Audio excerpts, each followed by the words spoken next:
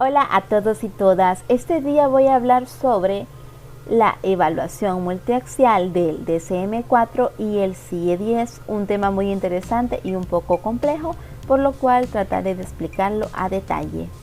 En el siguiente video explicaremos sobre la diferencia del DSM-4 y el CIE-10, los ejes de la evaluación multiaxial, explicaré también sobre los 5 ejes del DSM-4 y los 3 ejes del CIE-10.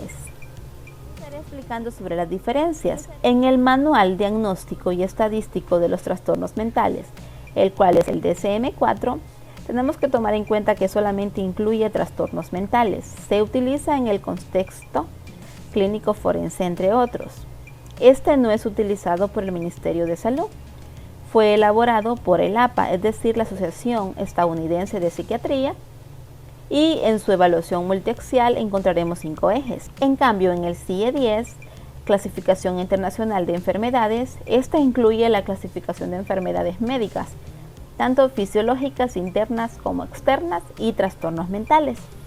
También es el manual que utiliza el Ministerio de Salud en El Salvador y otros países. Este fue elaborado por la OMS, el cual es la Organización Mundial de la Salud, y su evaluación multiaxial consta de 3 ejes. Los ejes de la evaluación multiaxial son los siguientes. En el DSM-4, como lo dije anteriormente, encontraremos 5 ejes. En el 1 están los trastornos psiquiátricos o clínicos.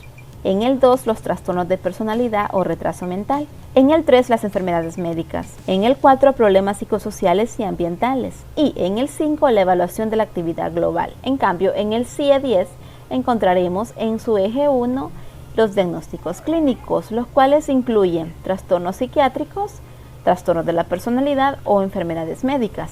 En el eje 2 encontraremos la discapacidad social y en el eje 3 factores ambientales y circunstanciales. Ahora hablaré sobre los 5 ejes del DSM-4. En el primer eje vamos a ubicar los trastornos psiquiátricos o clínicos que encontramos en el DSM-4, todos con su código, algo muy importante. Por ejemplo, trastornos que pueden ocurrir en el inicio de la infancia, trastornos mentales debido a enfermedades médicas, trastornos de estado de ánimo, trastornos de ansiedad, entre otros, de acuerdo a la sintomatología que el paciente presenta. En el eje 2 vamos a encontrar trastornos de personalidad, ya sea del grupo A, grupo B o grupo C, lo cual explico en otro video, o si tiene también retraso mental. En el eje 3 vamos a ubicar las enfermedades médicas con el código del CIE-10. Estas son algunas de las enfermedades de las cuales puede poseer el paciente. En el eje 4 encontraremos problemas psicosociales y ambientales, las cuales también encontramos en el DSM-4. Problemas relativos al grupo primario de apoyo, problemas relativos al ambiente social, problemas relativos a la enseñanza, problemas laborales, problemas económicos, problemas de acceso a los servicios de asistencia sanitaria, problemas relativos a la interacción con el sistema legal o con el crimen, y otros problemas psicosociales o ambientales. Estos están descritos en el DSM-4. Y el último eje del DSM-4 es la evaluación de la actividad global, también conocida como EEAG. Para tomar en cuenta esto, debemos de saber que a menor número, mayor cantidad de problemas. Esta información la encontraremos también en el DSM-4, donde nos especifica qué equivale cada número y cuál significado tiene. Por ejemplo, desde 100 a 91 podemos decir que hay una actividad satisfactoria o amplia gama de actividades, nunca parece superado por los problemas de su vida, es valorado por los demás a causa de sus abundantes cualidades positivas sin síntomas. En cambio, si nos vamos desde el 1 al 10, podemos encontrar que habla del peligro persistente de lesionar gravemente a otros o a sí mismos. También de la incapacidad persistente para mantener la higiene personal mínima o acto suicida grave con expectativa manifiesta de muerte. Recordar, menor número, mayor problema. Ahora les hablaré sobre los 3 ejes del CIE-10.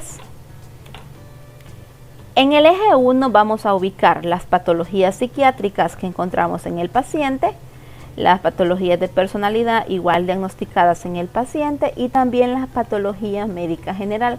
Recordar que la patología médica general es la que da el médico, no la da el psicólogo ni el psiquiatra. Si podemos observar, el eje 1 prácticamente engloba el eje 1, el eje 2 y el eje 3 del DSM-4. En el eje 2 encontraremos la discapacitación social, el cual valora 4 áreas del funcionamiento social, tanto el personal, familiar, laboral, social y amplia. Cuando hablamos del personal, estamos hablando del cuidado personal. El familiar, estamos hablando de la familia. Laboral, estamos hablando de la ocupación. Social, amplia, estamos hablando del cuarto, que sería el social. La escala es la siguiente. Cuando nos referimos a un número 1, vamos a poner el 0. Si nos referimos al número 2, vamos a poner un 1. Si nos referimos a un número 3, vamos a poner un 2.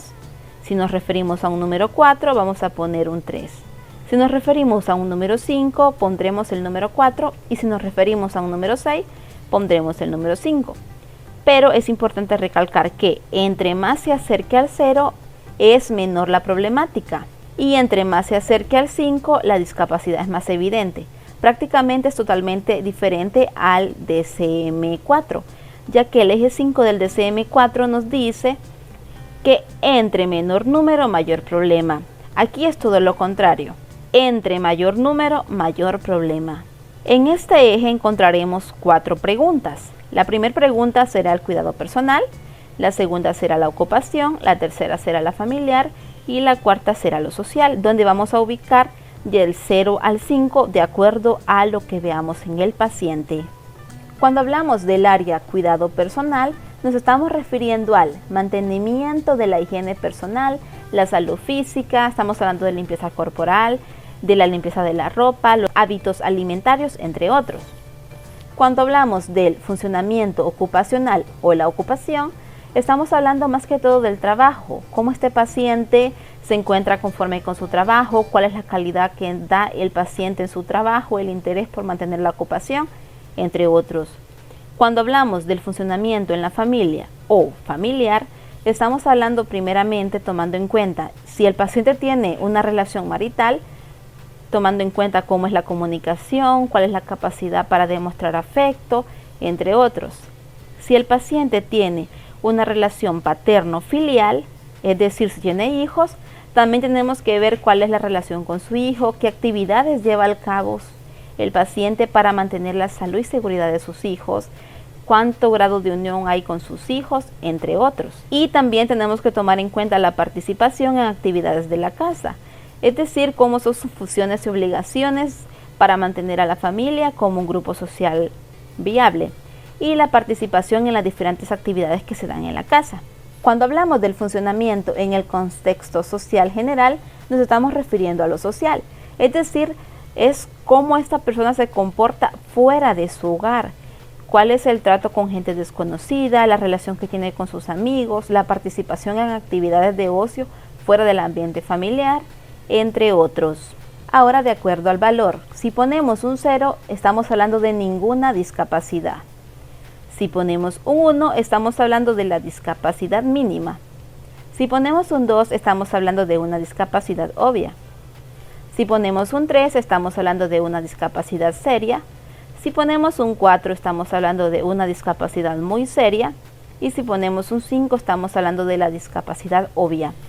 Es decir, por ejemplo, en ninguna discapacidad, si vemos que el paciente llega con su ropa limpia, llega bañado, llega perfumado, llega peinado, esta persona en el aspecto de cuidado personal tendría un 0, ya que no vemos ninguna discapacidad en él. En cambio, si esta persona llega despeinado, sin varios días sin bañarse, bastante sucio, es decir que pondríamos un 5, ya que tiene una discapacidad obvia. En el eje 3 vamos a tomar en cuenta factores ambientales y relativos al estilo de vida. Este eje es similar al eje 4 de la evaluación multiaxial del DSM-4. Acá vamos a ubicar, por ejemplo, si esta persona ha tenido hechos negativos en la niñez, educación y analfabetismo, grupo de apoyo y circunstancias familiares, ambiente social, vivienda y circunstancias económicas, empleo y desempleo, medio ambiente del enfermo, circunstancias psicosociales, circunstancias legales, historia familiar de trastornos mentales y discapacidades, estilo de vida y manejo de las dificultades de vida. Es decir, que si vemos que esta persona, por ejemplo, tuvo problemas en su niñez, vamos a poner hechos negativos en la niñez. Aquí vemos un ejemplo del DSM-4 y el CIE-10. Si pueden observar, en el DSM-4 están los 5 ejes. Por ejemplo, este paciente fue diagnosticado con insomnio primario. Aquí pueden observar que están los códigos que encontramos en el DSM-4. Es decir, que en el caso clínico pondremos los trastornos que encontraremos en el DSM-4 de acuerdo a la sintomatología. En el eje 2, si pueden observar, tenemos los trastornos de personalidad. Y si hubiera un retraso mental, lo ubicaremos acá. Igual, siempre con sus códigos. En el eje 3 ubicaremos si el paciente nos dice que tiene una enfermedad médica o si en la referencia enviada por el médico nos menciona que tiene alguna enfermedad médica. Esto es exclusivo del médico. En el eje 4 pondremos si esta persona tiene un problema psicosocial. Por ejemplo, en el caso de este paciente lo encontramos con problemas relativos al ambiente social. Y en el eje 5 lo ubicamos con una cantidad de 70, es decir que en la escala está con 70. Si nos vamos a la escala o la evaluación de la actividad global, 70 quiere decir algunos síntomas leves. Puede haber humor depresivo, insomnio ligero o alguna dificultad en la actividad social, laboral, escolar. Pero en general funciona bastante bien y tiene algunas relaciones interpersonales significativas. Es decir, que este paciente no tiene problemas graves. Si hubiéramos ubicado aquí, por ejemplo, un 10, dijéramos que este paciente tiene pensamientos suicidas o tiene una probabilidad de dañarse a sí mismo o a los demás. Ahora vamos en el caso del CIE-10, siempre tomando en cuenta los datos de este que está acá a la par. En el caso clínico de personalidad o enfermedades médicas, que es el eje 1, si se fijan, está insomnio primario, siempre con su código que también encontraremos en el CIE-10. Está el eje 1 prácticamente del DSM-4.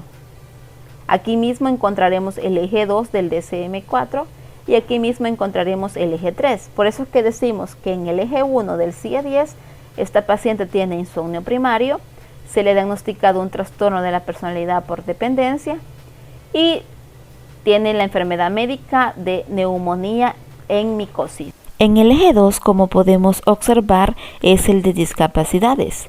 Primero tenemos cuidado personal, donde tenemos un 1, el cual es una discapacidad mínima.